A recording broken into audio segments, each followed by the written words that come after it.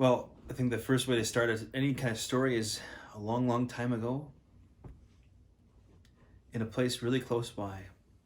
Actually, it's funny. I oftentimes think about my vocation story as a love story, a story of someone who is seeking to be loved and to love and finding the answer in somebody. So, I was a college student in St. Mary's University when I first really kind of started asking the question, am I called to something greater than myself? And I think I was thinking that I had all the answers. I think for me, the world said that you can figure it out yourself. You know what's best for yourself. So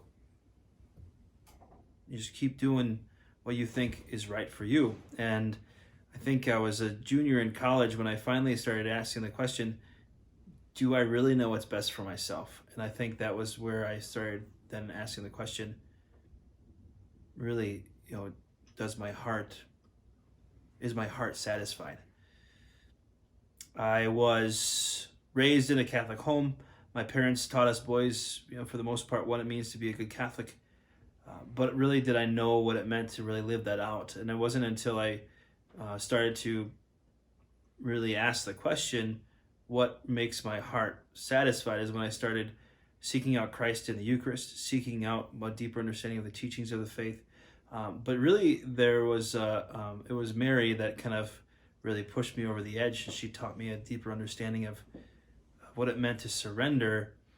I had entered college with the idea that I was going to get on the front of National Geographic, like holding up some like new discovery, and I was going to be some great inventor or some great discoverer, and then quickly realized that I wouldn't have done very well in any lab, so I decided to be a biology teacher. That was my plan, and I had it all figured out. 2 dogs, chocolate lab, black lab, white picket fence, 4 kids, house about 7 miles out of town.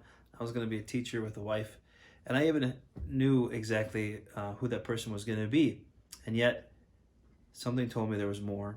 So the more I entered into a deeper love of Christ in the Eucharist, the Blessed Mother, the Church's teachings, when I started to dedicate myself more to Christ, I started to realize that,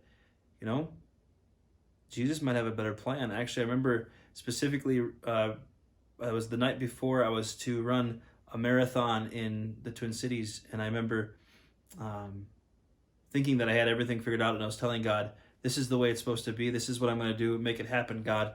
And I knew in my heart that there was something wrong. And that was when I first decided, hey, I need to say yes to him, and that's when everything changed. Soon after, about 4 to 5 months after that event, I was so eager to do what God wanted that I was able to just surrender to him. And after that surrender is when I was able to receive the call of my priesthood.